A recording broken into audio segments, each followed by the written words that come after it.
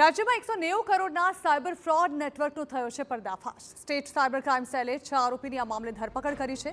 Share બજારમાં નફો, part time જોબની લાલચ આપીને તેઓ ઠગાઈ આચરતા, મ્યુચ્યુઅલ એકાઉન્ટ ખોલાવી ઠગાઈના નાણાંનો તેઓ ઉપયોગ કરતા, ઠગાઈના નાણાં દુબઈ મોકલવામાં આવતા, નાણાંની ક્રિપ્ટોકરન્સી અથવા આંગળીયા મારફતે તેઓ હેરફેર કરતા। બેંક એકાઉન્ટ સામે 386 સાયબર ફ્રોડની ફરિયાદ નોંધાઈ હતી। સાયબર સેલે એકાઉન્ટની તપાસ કરતા અંગે પર્દાફાશ થયો। સાયબર સેલે આરોપીઓની ધરપકડ કરી વધુ તપાસ હાથ ધરી છે।